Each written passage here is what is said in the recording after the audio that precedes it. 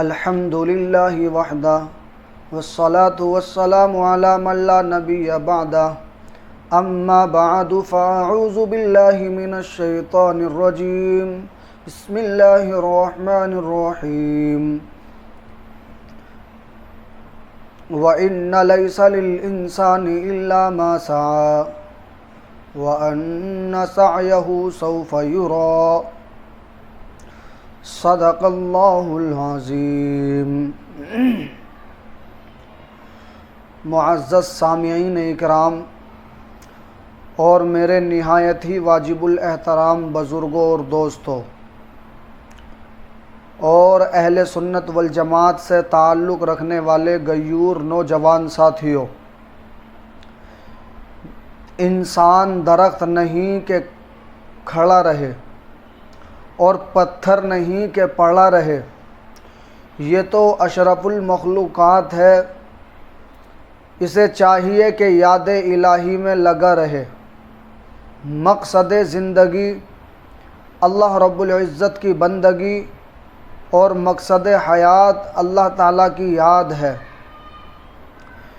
یہ اتنی وسیع اور عریض کائنات جو ہمارے سامنے پھیلی ہوئی نظر آتی ہے، یہ سب انسان کے لیے بنائی گئی ہے، جبکہ انسان کو اللہ تعالیٰ نے اپنی عبادت کے لیے پیدا کیا ہے۔ نہ تو زمین کے لیے ہے نہ آسماں کے لیے، نہ تو زمین کے لیے ہے نہ آسماں کے لیے، جہاں ہے تیرے لیے تو نہیں جہاں کے لیے۔ معزز سامعین اکرام، یہ آسمان کی پہنائیاں، یہ زمین کی رعنائیاں، یہ سمندر کی گہرائیاں، یہ فلک پہ چمکتے ہوئے ستارے، یہ پہاڑ، یہ ہوائیں، یہ فضائیں، سب کی سب انسان کے لیے ہے۔ ان کو پیدا کرنے والا کتنا عظیم اور کتنا بلند ہے کہ اس نے اپنی قدرت کاملہ سے انسان کے لیے اتنی بڑی کائنات پیدا کر دی۔ کھیتیاں سرسبز ہے تیری غذا کے واسطے، کھیتیاں سرسبز ہے تیری غذا کے واسطے، چاند سورج اور ستارے ہیں ضیاء کے واسطے، چاند سورج اور ستارے ہیں ضیاء کے واسطے، بحر و بر شمس و قمر ماہ و شمع کے واسطے، بحر و بر شمس و قمر ماہ و شمع کے واسطے، یہ جہاں تیرے لیے ہے تو خدا کے واسطے۔ معزز سامعین اکرام، انسان اس دنیا میں دو طرح سے زندگی گزار سکتا ہے، ایک من چاہی زندگی اور دوسری رب چاہی زندگی۔ اب ہم نے ان دونوں باتوں کا تجزیہ کرنا ہے کہ ان دونوں میں سے بہتر راستہ کون سا ہے۔ ایک ہے اپنی مرضی کی زندگی گزارنا، دوسرا ہے اللہ تعالیٰ کی مرضی کی زندگی گزارنا۔ انسان جب اپنی مرضی کی زندگی گزارتا ہے تو گویا اپنی سوچ کے مطابق گزارتا ہے۔ انسان کی سوچ کے کچھ راستے ہیں، مثلاً انسان آنکھ سے دیکھ سکتا ہے، کان سے سن سکتا ہے، زبان سے بولتا ہے۔ ان اعضاء کے ساتھ انسان گویا معلومات اکٹھی کرتا ہے، یا دوسرے الفاظ میں یوں کہا جائے کہ ان تمام چیزوں سے انسان علم حاصل کرتا ہے۔ پھر اس علم سے انسان اپنی زندگی کی بنیاد اٹھاتا ہے۔ میرے دوستو، وہ راستے جہاں سے انسان علم حاصل کر رہا ہے، ان پر اگر غور کریں تو ناقص نظر آئیں گے۔ مثال کے طور پر انسان کا دیکھنا ناقص ہے، ہر چیز کو نہیں دیکھ سکتا۔ اگر روشنی میں دیکھ سکتا ہے تو اندھیرے میں نہیں دیکھ سکتا، حالانکہ بلی اندھیرے میں بھی دیکھ سکتی ہے۔ پھر ہم ایک خاص حد تک دیکھتے ہیں، اس سے زیادہ نہیں دیکھ سکتے، جبکہ پرندے مثلاً گدھ کئی فلانگ کے فاصلے سے دیکھ سکتے ہیں۔ میرے دوستو، اس ہوا کے اندر جو ہمارے سامنے ہیں اربوں اور خربوں چھوٹے چھوٹے ذرات اور جراثیم ہیں مگر ہمیں نظر نہیں آتے، اگر ہمیں نظر آتے تو شاید ہمارا جینا محال ہو جاتا۔ اس لیے اللہ تعالیٰ نے ہمیں ایک خاص حد کے اندر دیکھنے کی توفیق عطا فرمائی، اس سے اوپر اور نیچے نہیں دیکھ سکتے، یہی ہمارے لیے بہتر تھا میرے دوستو۔ ورنہ جب ہم سانس لیتے ہیں تو اس ہوا کے اندر اربوں خربوں جراثیم ہوتے ہیں، ہم انہیں نہیں دیکھ سکتے، لیکن اگر مائکرو اسکوپ سے دیکھیں تو وہ صاف نظر آتے ہیں۔ بلکہ آج کل کئی کیپسول ایسے ہیں کہ اگر آپ انہیں کھول کر میز پر رکھیں تو وہ آپ کو ایک پاؤڈر کی شکل میں نظر آئیں گے، مگر مائکرو اسکوپ سے دیکھیں تو وہ چھوٹے چھوٹے جراثیم نظر آئیں گے جو حرکت کر رہے ہوں گے۔ ظاہر کی آنکھ سمجھتی ہے کہ یہ پاؤڈر ہے، لیکن مائکرو اسکوپ کی آنکھ بتاتی ہے کہ وہ زندہ جراثیم ہیں جو حرکت کر رہے ہیں۔ پس انسان کی بینائی کامل نہیں ہے، دیکھتی ہے خاص حدود اور قیود میں دیکھتی ہے، اس سے اوپر نیچے نہیں دیکھتی۔ اس سے ثابت ہوا انسان کا دیکھنا کامل نہیں بلکہ ناقص ہے۔ دیکھیے، نقب زنی سے بچنے کے لیے جو الارم لگائے ہوئے ہوتے ہیں، ان کو ایک طرف ٹرانسمیٹر ہوتا ہے، دوسری طرف ریسیور ہوتا ہے، درمیان سے شعاعیں پار ہو رہی ہوتی ہے، لیکن عام آدمی اس کو نہیں دیکھتا۔ جب چور گزرتا ہے اور وہ شعاعیں کٹ جاتی ہے تو فوراً الارم بج جاتا ہے اور چور پکڑا جاتا ہے، تاہم اس کو ظاہر آنکھ سے نہیں دیکھ سکتے۔ یہ چند مثالیں اس لیے دی کہ واضح ہو جائے کہ انسان کا دیکھنا ناقص ہے، انسان کا سننا ناقص ہے۔ میرے دوستو، انسان کی سماعت پر غور کیجئے۔ ہم بعض چیزوں کی آواز سنتے ہیں مگر ہر آواز نہیں سن سکتے، یعنی بعض چیزوں کی ہم آواز کو سنتے ہیں لیکن تمام کی تمام چیزوں کو سن لیتے ہو، ہم اس چیز کا دعویٰ نہیں کرتے، اس لیے کہ ہم تمام چیزوں کی آواز کو نہیں سن سکتے۔ دیکھیے، آج اتنی ترقی کے باوجود مختلف لیبارٹریز میں زلزلے کو معلوم کرنے کے لیے کتے اور بلیاں پالی جاتی ہیں۔ سائنسدان کہتے ہیں کہ زلزلہ آنے سے پہلے کچھ آوازیں زمین میں سے نکلنی شروع ہو جاتی ہے جن کو انسان فیل نہیں کر سکتا، جن کو انسان محسوس نہیں کر سکتا، مگر جانور ان کو محسوس کرتے ہیں۔ جانور اچھلنا کودنا شروع کر دیتے ہیں اور اشارہ ہو جاتا ہے کہ کوئی زلزلہ آنے والا ہے۔ جو آوازیں انسان نہیں سن سکتا وہ جانور سنتے ہیں۔ اتنی معمولی آواز جانور سن لیتے ہیں مگر ہم نہیں سن سکتے۔ ہمارا اپنا سننے کا ایک فریکوینسی بینڈ ہے، اس بینڈ کے اندر آواز ہوگی تو ہم سنیں گے ورنہ نہیں سنیں گے۔ اسی طرح کئی اور آوازیں انسان نہیں سن سکتے۔ مثلا چوہوں کے لیے آج کل ایک الیکٹرونک انسٹرومنٹ بنایا گیا ہے جس کا نام بائے بائے ریٹ رکھا گیا ہے۔ میرے دوستو، یہ بائے بائے ریٹ ایک ساؤنڈ سسٹم آوازوں کا نظام ہے۔ برقیاتی آواز کو وہ ایک ایسی فریکوینسی سے نکالتا ہے یا پھینکتا ہے کہ اگر آپ انسان اور عام انسان اس جگہ کھڑا ہو تو اسے کوئی پتہ نہیں چلتا کہ یہ کیا ہے، مگر چوہے کے دماغ پر وہ آوازیں اس طرح پڑ رہی ہوتی ہے جیسے ہتھوڑے پڑ رہے ہوتے ہیں۔ تھوڑی دیر میں اس جگہ سے چوہے بھاگ جاتے ہیں۔ یہ ریٹ ایکسپلر بنایا گیا ہے۔ اب دیکھیے، ہم اس آواز کو نہیں سن سکتے مگر چوہا سن سکتا ہے اور اس کے لیے اس جگہ پر رہنا مصیبت بن جاتا ہے۔ چوہا کو اس جگہ پر رہنا مصیبت بن جاتا ہے، حتیٰ کہ وہ وہاں سے بھاگ جاتا ہے۔ معلوم ہوا کہ انسان ہر آواز نہیں سن سکتا، اس کا ایک بینڈ ہے، جیسے ریڈیو کے بینڈ ہوتے ہیں۔ مثلا یہ شارٹ ویوز ہے، یہ میڈیم ویوز ہے۔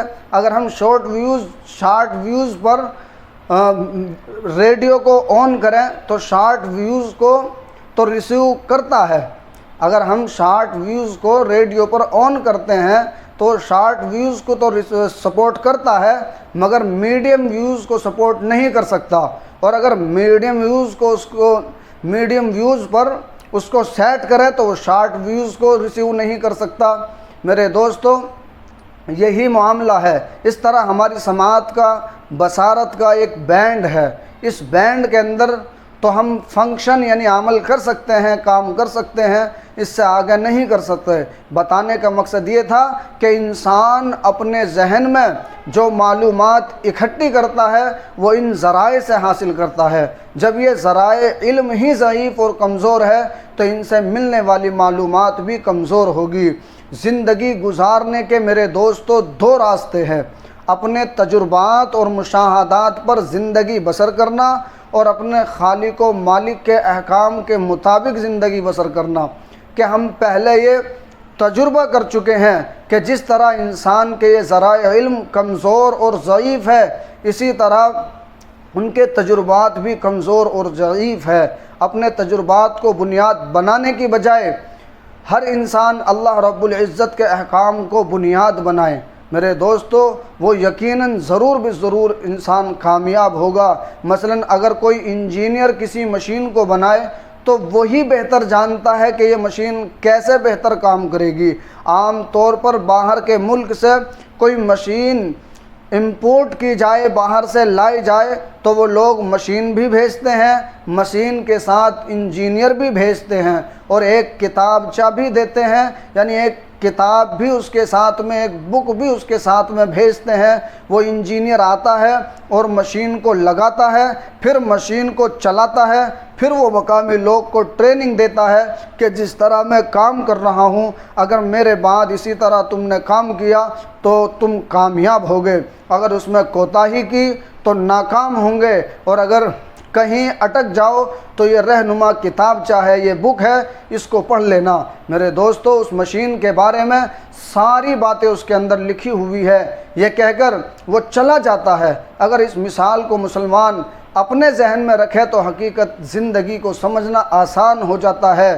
اللہ تعالیٰ نے انسان کی مشین کو بنایا اور انبیاء اکرام علیہم الصلاۃ والتسلیم کو بھیجا، ان میں سے آخر میں حضور اکرم صلی اللہ علیہ وسلم تشریف لائے۔ آپ صلی اللہ علیہ وسلم انسانوں کے انجینئر بن کر آئے اور آپ علیہ الصلاۃ والسلام پر قرآن پاک یعنی انسانوں کی زندگی گزارنے کے لیے کتاب دی گئی، یعنی کتاب رشد اور ہدایت نازل ہوئی۔ آپ صلی اللہ علیہ وسلم نے اس کے مطابق زندگی گزاری اور صحابہ اکرام رضی اللہ عنہم مجمعین سے کہا، اے لوگو جس طرح میں زندگی گزار رہا ہوں اگر تم اس طرح زندگی گزارو گے تو کامیاب ہو جاؤ گے۔ اور پھر یہ بھی فرمایا کہ میں اپنے پیچھے یہ انٹرکشن بک یعنی ہدایت کی کتاب چھوڑے جا رہا ہوں، اگر تم اس کے مطابق زندگی گزارو گے تو کامیاب ہو جاؤ گے۔ میرے دوستو اور واقعی صحیح بات ہے کہ قرآن پاک صداقتوں کا مجموعہ، حقیقتوں کا مجموعہ ہے جو کہ آج ہمارے پاس موجود ہے، جبکہ نبی اکرم صلی اللہ علیہ وسلم کی سنت ہمارے لیے ایک نور ہے۔ میرے دوستو دین اسلام میں علم حاصل کرنے کے لیے بڑی اہمیت بیان کی گئی ہے کہ اتنی اہمیت کبھی کسی نے بیان نہیں کی۔ 1400 سال پہلے جب عرب کے لوگ وحشی اور جاہل مشہور تھے، کیسر و کسریٰ ان پر حکومت کرنا پسند نہیں کرتے تھے، بلکہ ایک مشہور مورخ ہے، انگلش کا رائٹر ہے، گبن اپنی کتاب میں لکھتا ہے، at that time Arabia was the most degraded nation of the world, یعنی اس وقت عرب دنیا کی ذلیل ترین اور حقیر ترین قوم تھی۔ یعنی جس وقت میں نبی پاک صلی اللہ علیہ وسلم عرب کے اندر تشریف لائے تو یہ انگلش کا رائٹر یہ کہتا ہے اس وقت عرب دنیا کی ذلیل ترین اور حقیر ترین قوم تھی۔ ان لوگوں میں رسول اکرم صلی اللہ علیہ وسلم کو مبعوث فرمایا گیا اور نبی علیہ الصلاۃ والسلام نے انہیں دعوت اللہ دی۔ آپ صلی اللہ علیہ وسلم نے اس جاہل قوم کو علم کے بارے میں فضائل سنائے، فرمایا طلب العلم فریضۃ علی کل مسلم و مسلمہ، علم کا حاصل کرنا ہر مسلمان مرد اور عورت پر فرض ہے۔ پھر فرمایا تم علم حاصل کرو، ماں کی گود سے قبر تک، پنگھوڑے سے قبر میں جانے تک علم حاصل کرو۔ امام غزالی رحمۃ اللہ علیہ کا قول ہے کہ علماء کے کلموں کی سیاہی شہیدوں کے خون سے بھی زیادہ قیمتی ہوا کرتی ہے۔ اب بتائیں علم کی اتنی اہمیت کوئی بتا سکتا ہے؟ ایک کتاب میرے دوستو पूरी दुनिया के अंदर मशहूर हुई, जिसका नाम था ए ranking of the most influential personalities of the history, यानी तारीख़ में सबसे ज़्यादा मुतासिर कुन शख्सियतों की दर्जा बंदी। इसमें राइटर लिखता है मेरे दोस्तों, जिसे माइकल हार्ट ने लिखा और वो ईसाई था। उसने अपने ज़ौम में तारीख़ में जितने नामवर हज़रात गुज़रे हैं उनकी दर्जा बंदी की है, यानी बड़े बड़े लोगों को उसने अपनी किताब के अंदर जगह दी है। इस दर्जा बंदी में उसने सबसे पहले रसूलुल्लाह सल्लल्लाहु अलैहि वसल्लम का नाम लिखा, और वो इब्तिदाई जुमला बड़ा अजीब लिखता है। क्या लिखता है मेरे दोस्तों? वो लिखता है माई चॉइस ऑफ मुहम्मद सल्लल्लाहु अलैहि वसल्लम to lead the ranking of the most influential personalities in the history will surprise some of the readers. कहता है कि बाज़ पढ़ने वाले हैरान होंगे कि मुहम्मद सल्लल्लाहु अलैहि वसल्लम को तारीख़ के सबसे ज़्यादा असरअंदाज शख्सियतों में क्यों फ़ोकियत दी। मैंने उन्हें सबसे पहले क्यों लिखा? इसलिए कि दलील बड़ी प्यारी देता है। कहता है कि दुनिया में जितने भी नामवर लोग आए, अगर उनकी ज़िंदगियों के हालात का आप मुताला करें तो अपने लड़कपन में, अपनी जवानी के दौर में, अपने वक्त के बेहतरीन तालीमी इदारों में किसी उस्ताद के पास तालीम पाते नज़र आते हैं। न्यूटन इतना बड़ा साइंसदान मगर अपने वक्त के उस्तादों के पास तालीम पाता नज़र आता है। तो ये लोग अपने वक्त की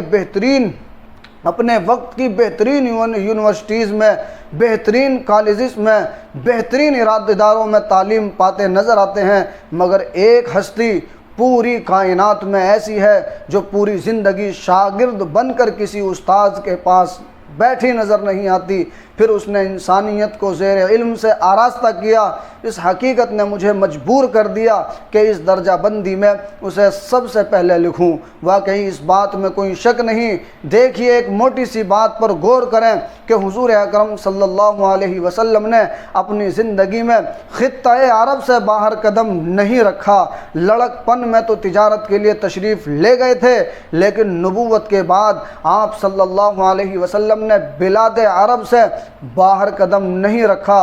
और आप सल्लल्लाहु अलैहि वसल्लम के ज़माने नबूवत में आप अलैहिस्सलातु वस्सलाम के सहाबा इकराम रदियल्लाहु अन्हुम मजमईन आपके गिर्द मुतवज्जे रहे।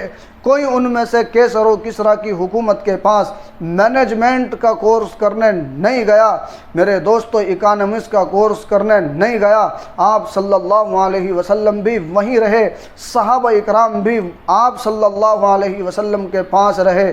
इसके बाद उन सहाबा के अंदर ऐसी सिफ़ात आ गई, ऐसे कमालात आ गए कि उन्होंने कैसर व किसरा का ताज छीना और इतनी बड़ी सल्तनत को उन्होंने शिकस्त और फाश दी कि दुनिया को उन्होंने जहांबानी और जहांगीरी सिखाई। ये सब कुछ उन्होंने कहाँ से सीखा था? ये वही के ज़रिए अल्लाह ताला ने अपने महबूब सल्लल्लाहु अलैहि वसल्लम को सिखाया था। और सहाबा इकराम रज़ी अल्लाहु अन्हुम मजमईन ने इन तालीमात को अपने पल्ले बांध लिया था।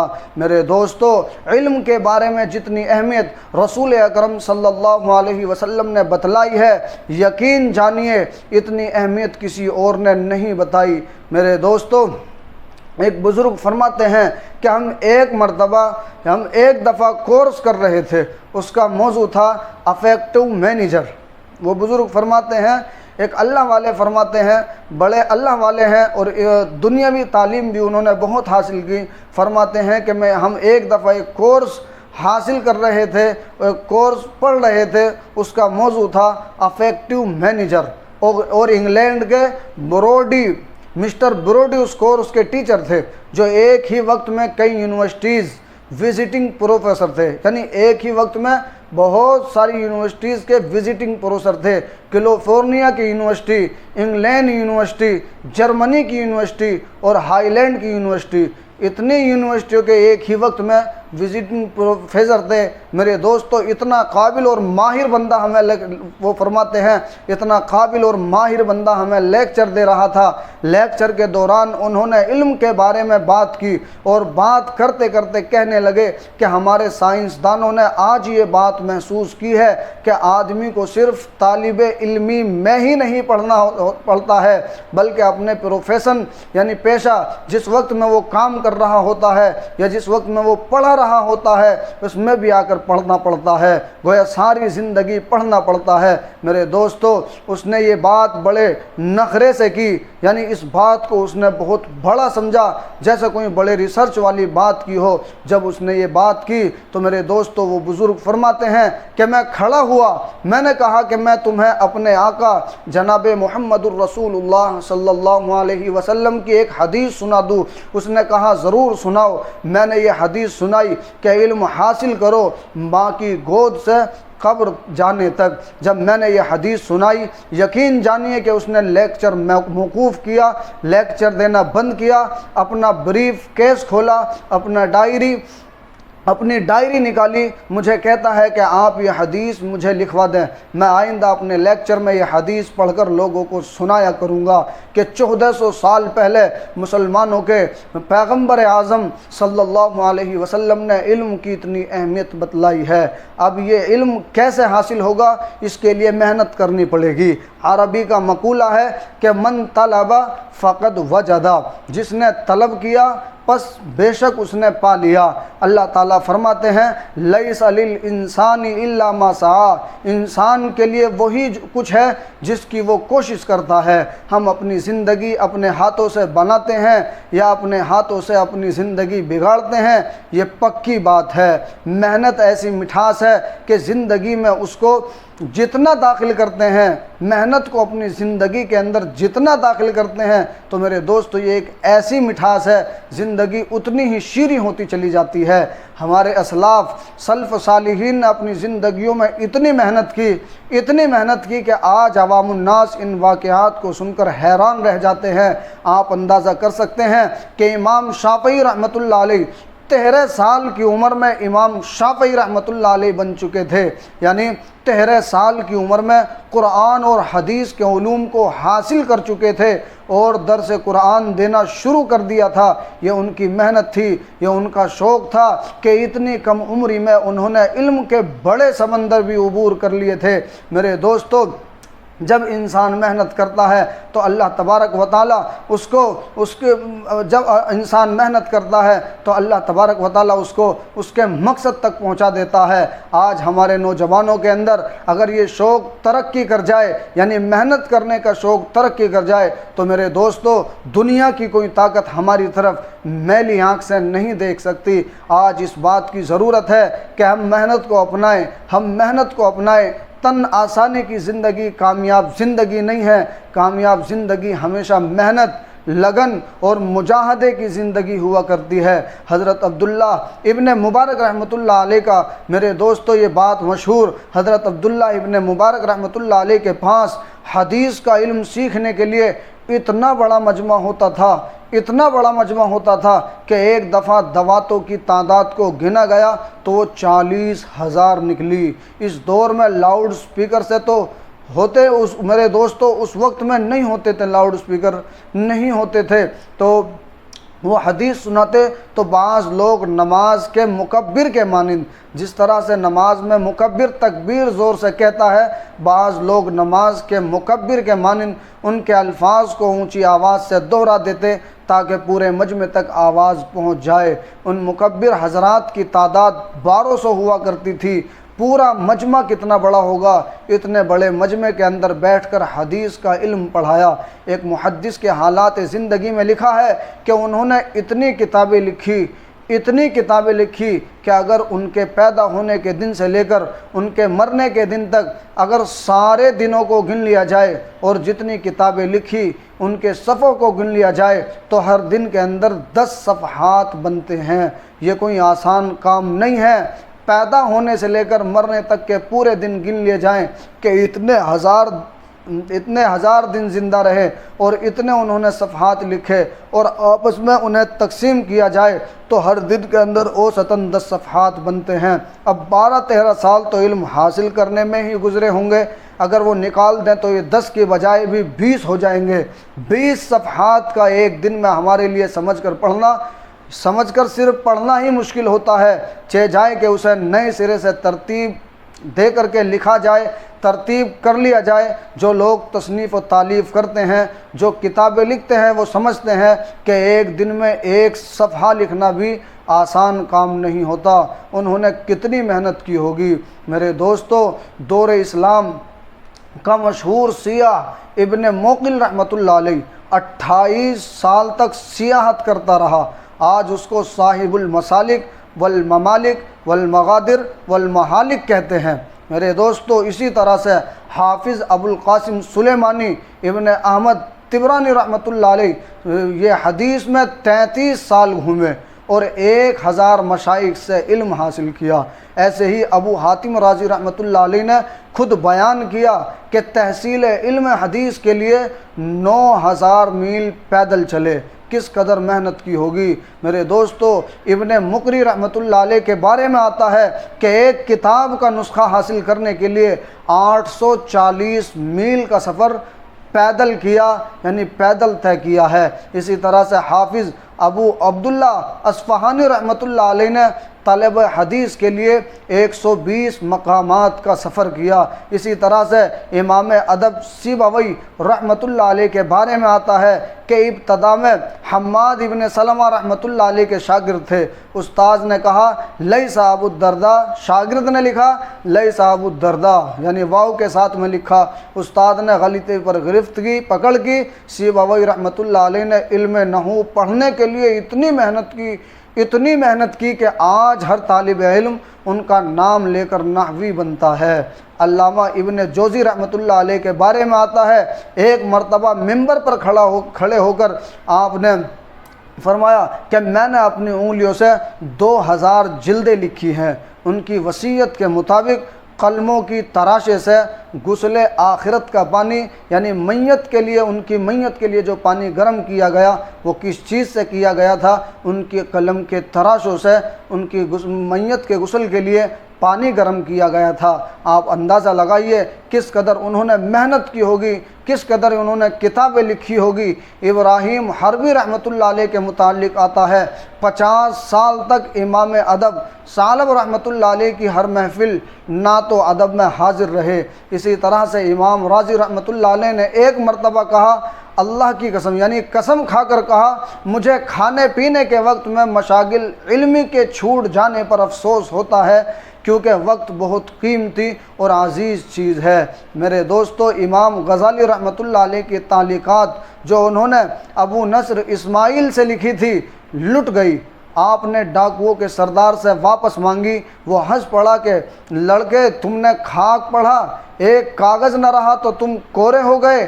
تعلیقات تو مل گئی، مگر امام غزالی رحمۃ اللہ علیہ نے مسائل کو زبانی یاد کرنا شروع کر دیا، حتیٰ کہ 3 سال میں حافظ بن گئے۔ اسی طرح سے قرطبی رحمۃ اللہ علیہ سے یہ منقول ہے کہ امام شافعی رحمۃ اللہ، میرے دوستو، امام شافعی رحمۃ اللہ علیہ یا امام شاطبی رحمۃ اللہ علیہ نے جب ایک قصیدہ لکھا تو میرے دوستو اس قصیدے کے متعلق آتا ہے قرطبی رحمۃ اللہ علیہ سے منقول کہ امام شاطبی رحمۃ اللہ علیہ نے جب قصیدہ شاطبیہ لکھا تو اسے ساتھ لے کر بیت اللہ شریف کے 12,000 طواف کیے، جبکہ ہر طواف کے 7 چکر ہوتے ہیں، ہر طواف کے 7 چکر ہوتے ہیں اور 2 رکعت اس میں واجب بھی ہوا کرتی ہیں۔ تو اب آپ اندازہ لگائیے کہ امام شاطبی رحمۃ اللہ علیہ نے جو قصیدہ شاطبیہ لکھا اسے ہاتھ میں لے کر بیت اللہ کے 12,000 طواف کیے، اور ہر طواف کے 7 چکر ہوتے ہیں اور ہر طواف کے بعد 2 رکعت واجب ہوتی ہے۔ تو کس قدر محنت کی ہوگی۔ میرے دوستو، جب بندہ محنت کرتا ہے تو اپنے مقاصد اصلی تک پہنچ جاتا ہے، جو اس کا مقصد ہوتا ہے پہنچ جاتا ہے۔ میرے دوستو، دنیا میں جس کسی نے شہرت اور ناموری حاصل کی، اس نے محنت کی، چاہے دین میں کوئی اور پہنچا میرے دوستو، چاہے دین میں کوئی اور پہنچا یا علوم دنیا میں کوئی اور پہنچا ہو، لیکن میرے دوستو جب ہی انسان دین اور دنیا کے میں تبھی اصل چیز کو حاصل کر سکتا ہے جب بندہ محنت کرے گا۔ محنت ان کو کرنی پڑی۔ نیوٹن کے حالات میں لکھا کہ اس نے ایک مسودہ تحقیقی مضمون لکھا اور وہ رکھ کر لیٹرنگ میں چلا گیا، باتھ روم میں چلا گیا، پیچھے چراغ جل رہا تھا تو اس کا کتا جس کا نام اس نے ٹونی رکھا ہوا تھا اندر آیا اور اس نے چھلانگ لگائی تو چراغ کاغذوں کے اوپر گرا اور پورے کے پورے کاغذ جل گئے اور راکھ ہو گئے۔ جب وہ واپس آیا اور اس نے دیکھا کہ پورے کا پورا مضمون جل کر راکھ بن گیا تو اس نے صرف اتنا کہا کہ ٹونی تو نے میرا کام بہت بڑھا دیا، یعنی کوئی زیادہ بڑا ریاکشن نہیں لیا، صرف اتنا کہا کہ ٹونی تو نے میرا کام بہت بڑھا دیا۔ اس کے بعد دوبارہ اسے لکھا، واقعی دھن اور دھیان بڑی نعمت ہے میرے دوستو، جس کو نصیب ہو جائے۔ جب انسان کو کسی چیز کی دھن چڑھ جاتی ہے اور وہ دھیان سے محنت کے ساتھ میں کسی کام کو کرنا شروع کرتا ہے تو پھر اس کام کے اختتام پر وہ بآسانی پہنچ جاتا ہے۔ میرے دوستو دنیا کے مشہور سائنسدان آئنسٹائن کے بارے میں لکھا ہے کہ بچپن میں جب اسکول پڑھنے جاتا تھا تو اس کو پیسوں کا حساب نہیں آتا تھا۔ وہ اکثر اوقات کنڈکٹر سے لڑتا تھا کہ تو نے اتنے پیسے لینے تھے اور اتنے پیسے واپس کرنے تھے۔ جب حساب کیا جاتا تو کنڈکٹر ٹھیک ہوتا تھا۔ میرے دوستو کنڈکٹر کی بات صحیح ہوتی تھی۔ جب وہ 2-4 مرتبہ ایسا ہوا تو ایک مرتبہ کنڈکٹر نے کہہ دیا، تو بھی کیا زندگی گزارے گا، تجھے تو جمع اور تفریق نہیں آتی، تو یہ تو گھٹا اور جوڑ کے سوال تک نہیں آتے، تو یہ تو گھٹا اور جوڑ کرنا نہیں آتا۔ وہ بات میرے دوستو اس کے دل میں بیٹھ گئی تو کہنے لگا اچھا میں حساب پڑھوں گا۔ اب اس نے میتھمیٹکس پر محنت کرنا شروع کر دی۔ محنت کرتے کرتے ایک وقت وہ بھی آیا کہ اس نے تھیوری آف ریلیٹیوٹی کا نظریہ پیش کر کے دنیا کے سائنس میں ایک انقلاب پیدا کر دیا۔ سچ ہے کہ محنت کا پھل ضرور ملتا ہے۔ میرے دوستو ایک نوجوان نے میٹرک کا امتحان دیا اور وہ اچھے نمبروں میں کامیاب ہوا اور اس کے والد اور والدہ دونوں بوڑھے ہو چکے تھے۔ اس کا والد بیمار بھی تھا، کمزور بھی تھا اور کام بھی نہیں کر سکتا تھا۔ بچے نے کہا کالج میں داخلہ دلوا دیں۔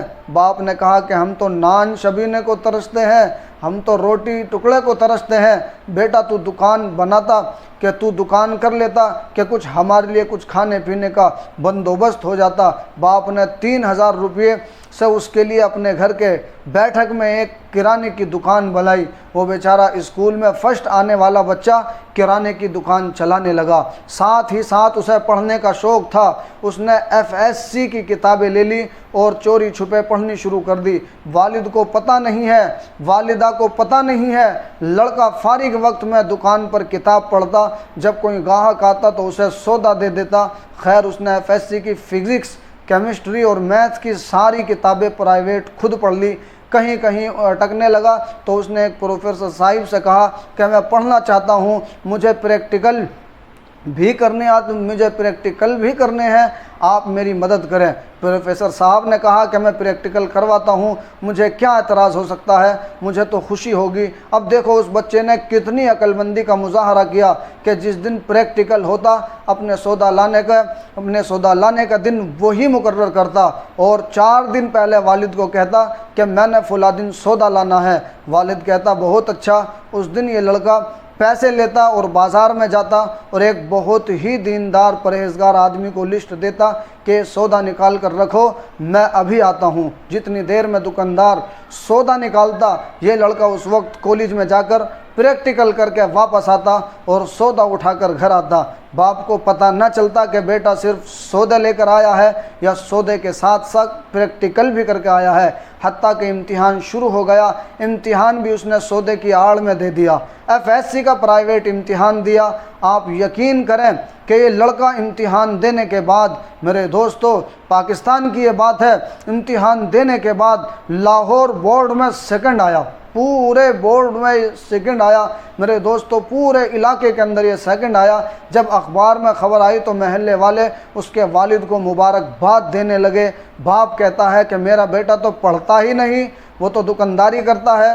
میرے دوستو لوگ کہتے ہیں تیرا بیٹا بورڈ میں سیکنڈ آیا ہے، اور والد صاحب کہتے ہیں کہ میرا بیٹا تو پڑھتا ہی نہیں، حتیٰ کہ لوگوں نے تسلی دلائی کہ معاملہ یوں تھا۔ پھر کچھ لوگوں نے مل کر چند ایک صاحب حیثیت لوگوں کو صورت حال بتائی اور ان کو کہا کہ اگر آپ اپنی طرف سے کوئی اسکالرشپ دے دیں تو لڑکا بھی پڑھ جائے گا اور والدین کو بھی کچھ مل جائے گا۔ چنانچہ اس کے لیے 2-3 ہزار روپے کا بندوبست کیا گیا۔